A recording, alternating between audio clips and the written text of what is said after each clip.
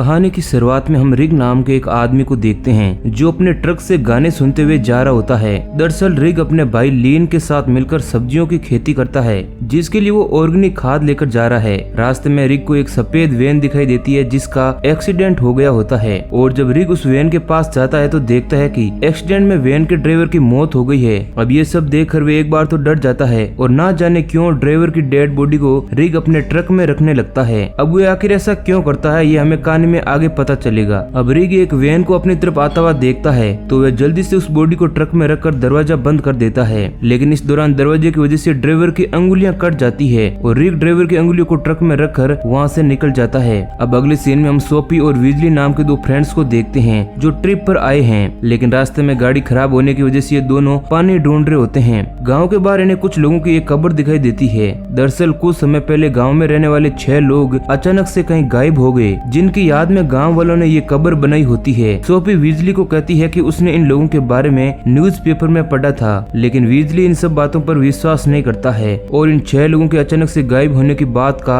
मजाक बनाने लगता है। अब यहाँ पर नैन्सी नाम की एक ओल्ड लेडी गायब हुए लोगों की कब्र पर उन्हें श्रद्धांजलि देने के लिए आ जाती है, जिसे देख ये लोग वहाँ से निकल जाते हैं। वहीं दूसरी तरफ हम जेम्स को देखते हैं जो सोफी का बॉयफ्रेंड होता है और वो गाड़ी को ठीक करने की कोशिश कर रहा होता है। जेम्स सोफी से जल्दी शादी करने वाला होता है, जिसके लिए उसने एक प्यारी सी रिंग भी खरीदी होती है, लेकिन उसे ये बात पता नहीं होती है कि सोफी वीजली के साथ उसे चीट कर रही है। अब सोफी और वीजली पानी लेकर जेम्स के पास आ जाते हैं, लेकिन काफी देर तक कोशिश करने के बावजूद भी इनकी कार स्टार्ट नहीं होती है, जिससे तीनों काफी परेशान होते हैं। तभी ये देखते हैं कि इनके पास से नैन्सी अपनी कार लेकर गुजरती है, लेकिन वो इनकी मदद करने से साफ मना कर देती है। कुछ समय बाद जब रिग अपना ट्रक लेकर वहाँ से गुजरता है तो सोफी रेग से लिफ्ट मांगती है। सोफी रेग को बहुत ही पसंद आती है, लेकिन वो लिफ्ट देने से मना करके वहाँ से आगे निकल जाता है। लेकिन कुछ दूर आगे जाने के बाद वो एक बार फिर से वापस आता है और इन्हें लिफ्ट देने के लिए राजी हो जाता है, क्योंकि उसे सोफी पसंद आ गई थी। रेग वीजली और जेम्स से कहता है कि वो दोनों गाड़ी के पीछे बैठेंगे और सोफी उसके साथ आगे बैठेगी, और साथ ही वो उनसे ये भी कहता है कि ट्रक के पीछे उसने कंगारुओं की डेड बॉडी रखी हुई है और वो गाड़ी के अंदर उस आदमी की डेड बॉडी को छुपाने लगता है। अब वीजली और जेम्स जब ट्रक में बैठने के लिए आते हैं तो वहाँ पर उस डेड बॉडी की कटी हुई अंगुलियां होती है, लेकिन जेम्स और वीजली अंगुलियों को नहीं देख पाते हैं और रेग उन्हें छुपा देता है। इसके बाद ये लोग ट्रक में बैठकर वहाँ से निकल जाते हैं। सोफी रेग के साथ ट्रक में आगे बैठी होती है और रेग तेज आवाज में ऑडियो सुन रहा होता है। सोफी जब रेग से इतनी तेज आवाज में ऑडियो सुनने का कारण पूछती है तो रेग सोफी को कहता है कि वो अपने भाई के साथ मिलकर फर्टिलाइजर यानी कि खाद बनाने की एक छोटी सी फैक्ट्री चलाता है और उन्होंने अपनी सेल बढ़ाने के लिए रेडियो पर एड दिया है और वो इसी के लिए रेडियो को सुन रहा है। अब रेग जब सोफी से पूछता है कि जेम्स और वीजली में से उसका बॉयफ्रेंड कौन है तो सोफी कहती है कि वो दोनों को ही पसंद करती है और अब उसे रेग भी अच्छा लगने लगता है। सोफी रेग के साथ फ्लर्ट करना शुरू कर देती है क्योंकि सोफी एक कैरेक्टरलेस लड़की होती है, लेकिन रेग सोफी की बातों पर ज्यादा ध्यान नहीं देता है। वहीं दूसरी तरफ ट्रक में पीछे वीजली जेम्स को ड्रग ऑफर करता है, लेकिन जेम्स उसे लेने से मना कर देता है, जिसके बाद वीजली खुद उसे ले लेता है। कुछ समय बाद उन्हें ट्रक में छुपाई गई बॉडी के बारे में पता चल जाता है, जिससे वो देखकर पूरी तरह से हैरान हो जाते हैं और उन्हें कुछ भी समझ नहीं आ रहा होता है कि ये किसकी बॉडी है और रेग ने इसे ट्रक में छुपा कर क्यों रखा है। अब इसके बाद हम सोफी को देखते हैं जो अभी भी रेग के साथ फ्लर्ट कर रही होती है और जब रेग से पूछती है कि क्या उसकी कोई लाइफ में लेडी है तो रेग सोफी को अपनी आंटी नैन्सी के बारे में बताता है। अब अचानक से इन्हें वीजली और जेम्स के चिल्लाने की आवाजें सुनाई देने लगती है, जिसके बाद रेग सोफी को ट्रक में ही बैठे रहने के लिए बोलकर वीजली और जेम्स को देखने के लिए ट्रक में पीछे आता है, लेकिन वो उन्हें बिना देखे ही वापस आ जाता है और वो सोफी को ऐसा दिखाता है कि जैसे उसने ट्रक के पीछे का दरवाजा खोलकर जेम्स और वीजली से बात की हो। वो सोफी को कहता है कि वो दोनों बिल्कुल ठीक है। इसके बाद रेग सोफी को कहता है कि वो जल्दी अपने फार्म पर पहुंचने वाला है, जहां पर वो अपना जरूरी काम खत्म करके इन्हें उनकी मंजिल तक छोड़ने के लिए जाएगा। अब अगले सीन में हम रेग के भाई लीन को देखते हैं, जिसने अपने फार्म में विशालकाय पंपकिंस उगाया होता है, क्योंकि वो किसी भी तरह विशालकाय पंपकिंस से होने वाले कंपटीशन को जीतना चाहता है और इस तरह वह एक अमीर इंसान बन जाएगा। अब इधर ये लोग रेग के फार्म पर पहुंच जाते हैं और जब बिजली और जेम्स चिल्लाकर सोफी को बॉडी के बारे में बताते हैं तो वो ये सुनकर पूरी तरह से हैरान हो जाती है। लीन जब अपने फार्म पर सोफी को देखता है तो वो भी हैरान हो जाता है और वो इसके बारे में जब रेग से पूछता है तो वो जल्दी से सोफी को गोडाउन में बंद कर देता है और लीन को सारी बातें बताता है कि किस प्रकार डेड बॉडी लाने के दौरान रास्ते में ये लोग उसे मिले। और यहाँ पर हमें पता चलता है कि दरअसल रेग अपने भाई लीन के साथ मिलकर डेड बॉडी को ब्लेंड करके खाद बनाते हैं और ये खाद अपने खेत में डालते हैं, क्योंकि लीन बड़े पंपकिंस की प्रतियोगिता में जीतना चाहता है, लेकिन रिक के सोफी, जेम्स और वीजली के फार्म में लाने से लीन गुस्सा होता है और रे को बहुत ही बुरा डांटता है। अब इसके बाद लीन रे के साथ मिलकर तीनों को गोडाउन में बांध देता है, जिसके बाद सोफी और उसके फ्रेंड बुरी तरह से डरे हुए होते हैं और उन्हें कुछ भी समझ नहीं आ रहा है कि आगे वो लोग अब क्या करें। सोफी रे को अपनी बातों में फंसाने की कोशिश करती है और रेक से कहती है कि अगर तुम्हारी आंटी नैन्सी को इसके बारे में पता चलेगा तो वो तुम्हारे बारे में क्या सोचेगी। लीन सोफी की ये बात सुन लेता है और रे को बाहर अपने पास बुलाता है और उसे मारता है, क्योंकि रे के सोफी और उसके दोस्तों को यह लाने पर वे काफी ज्यादा गुस्सा होता है। रेक लीन को कहता है कि वो सोफी को पसंद करता है। अब अगले सीन में हम वीजली को देखते हैं जो ड्रग्स लेने की वजह से पूरी तरह से नशे में होता है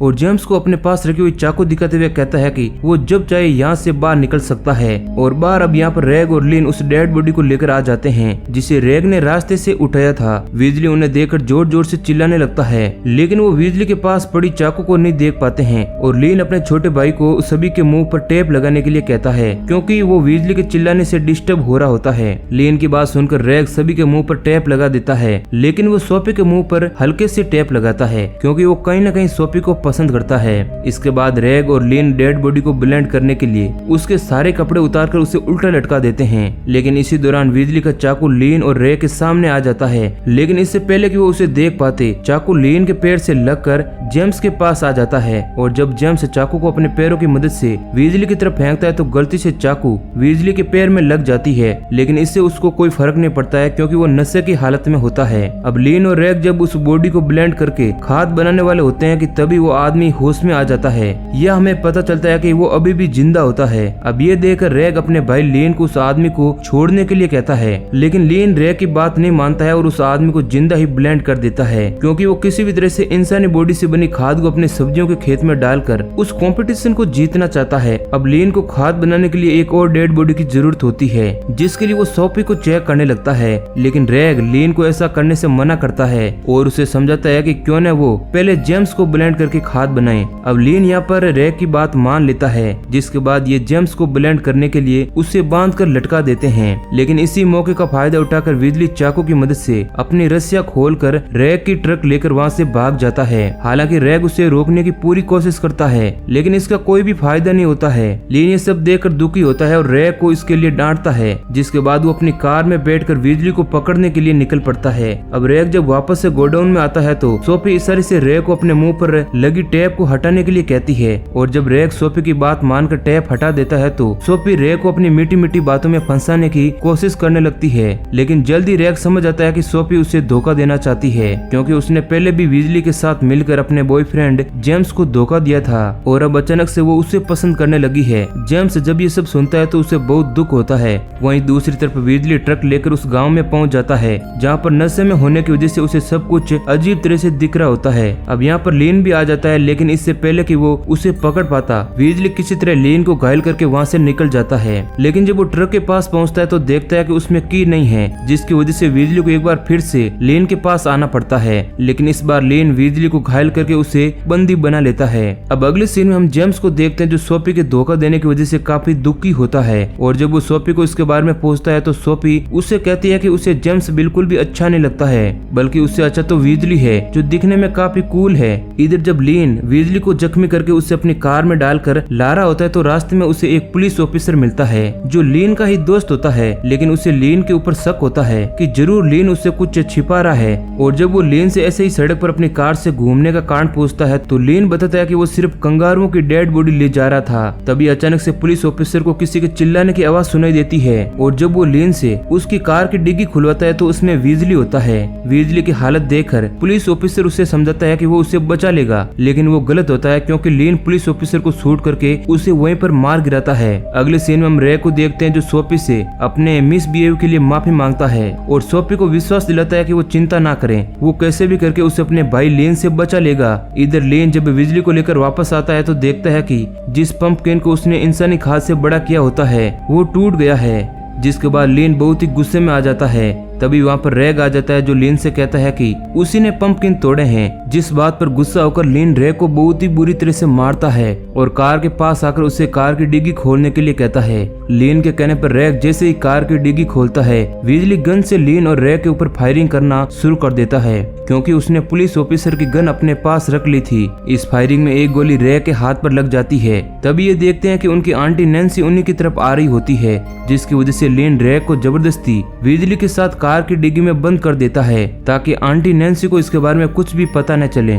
अब ये आंटी जब लीन के पास आती है तो वो लीन से रैग के बारे में पूछती है, जिस पर लीन झूठ बोल देता है कि वो कुछ काम से बाहर गया है। अब अगले सीन में हम सोफी को देखते हैं, जो किसी प्रकार बहुत ही मुश्किल से टेलीफोन से घर में कॉल करती है, लेकिन वो आंटी कॉल को रिसीव करके टेलीफोन को साइड में रख देती है। वहीं दूसरी तरफ रैग और लीन किसी तरह बहुत ही मुश्किल से कार की डिग्गी से बाहर निकल जाते हैं। इसके बाद ये लोग गोडाउन में सोफी और जेम्स को छुड़ाने के लिए जाते हैं, लेकिन जैसे ही जेम्स आजाद होता है वो बिजली के ऊपर हमला कर देता है, क्योंकि उसने उसे धोखा देकर सोफी के साथ रिलेशन बनाया होता है। बिजली और जेम्स को लड़ता हुआ देखकर रैग उन्हें समझाता है कि वो ऐसा ना करें, क्योंकि ये समय लड़ने का नहीं बल्कि यहाँ से अपनी जान बचाकर भागने का है। रैग की बात सुनकर बिजली और जेम्स आपस में लड़ना बंद कर देते हैं और अब रैग लीन को मारने के लिए घर के अंदर जाता है। अब वो जैसे ही घर के अंदर आता है तो अंदर का सीन देखकर वह पूरी तरह से हैरान हो जाता है, क्योंकि लीन आंटी के साथ फिजिकल हो रहा होता है। अब बिजली जब नैन्सी को कटा हुआ हाथ ले जाते हुए देखता है तो वो उस डॉग का पीछा करते हुए घर के अंदर आ जाता है, लेकिन ये उसकी लाइफ की सबसे बड़ी गलती होती है, क्योंकि जैसे ही घर के अंदर लीन बिजली को देखता है वो उसे शूट करके वहीं उसे मार गिराता है। अब रैग जब लीन से पूछता है कि वो आंटी नैन्सी के साथ क्या कर रहा था, तो लीन कोई भी जवाब नहीं देता है और अब इन दोनों के बीच आर्ग्यूमेंट्स होना शुरू हो जाता है। आंटी नैन्सी उन्हें छुड़ाने की कोशिश भी करती है, लेकिन इसका उससे कोई फायदा नहीं होता है और लीन आंटी नैन्सी को शूट करके वहीं मार गिराता है। और इससे पहले कि वो रैग को मारता, रैग किसी तरह बहुत ही मुश्किल से लीन को नीचे गिराकर वहाँ से भागने लगता है। अब रैग जब भागते हुए गोडाउन में आता है तो देखता है कि वहाँ पर सोफी और जेम्स नहीं होते हैं और अगले पर लीन रैग के ऊपर हमला करके उसे बेहोश कर देता है। रैग को जब होश आता है तो वो खुद को उल्टा लटका हुआ पाता है, क्योंकि अब लीन रैग को ही ब्लेंड करके उसकी खाद बनाना चाहता है। रैग ये सब देखकर लीन से कहता है कि आखिर वो उसके साथ ऐसा कैसे कर सकता है। इस पर लीन रैग से कहता है कि वो कंपटीशन जीतने के लिए कुछ भी कर सकता है और किसी भी हद तक जा सकता है। अब इससे पहले कि लीन रैग को ब्लेंड कर पाता, वहाँ पर सोफी आ जाती है जो उस पर गन तान देती है। लीन ये देखकर डर जाता है और इसी मौके का फायदा उठाकर रैग पीछे से लीन को धक्का देकर ब्लेंड मशीन में गिरा देता है, जिस कारण लीन मारा जाता है। लीन के मरने के बाद रैग रिंग निकालकर सोफी को प्रपोज करता है, जिस रिंग को उसने जेम्स के पास से चुराया था। अब सोफी भी रैग के प्रपोजल को एक्सेप्ट कर लेती है। वहीं दूसरी तरफ हम जेम्स को देखते हैं जो अपनी जान बचाकर वहाँ से भाग गया होता है और हाईवे के किनारे लिफ्ट मांग रहा होता है, लेकिन वो आदमी जेम्स को लिफ्ट देने के बजाय उसे कुचल कर वहाँ से निकल जाता है और इस तरह जेम्स भी मारा जाता है और इसी सीन के साथ मूवी एंड हो जाती है। तो दोस्तों ये कहानी अगर आपको पसंद आई तो वीडियो को लाइक करें और कमेंट करके अपनी राय जरूर दें। ऐसे ही और इंटरेस्टिंग वीडियो पाने के लिए हमारे चैनल को सब्सक्राइब करें।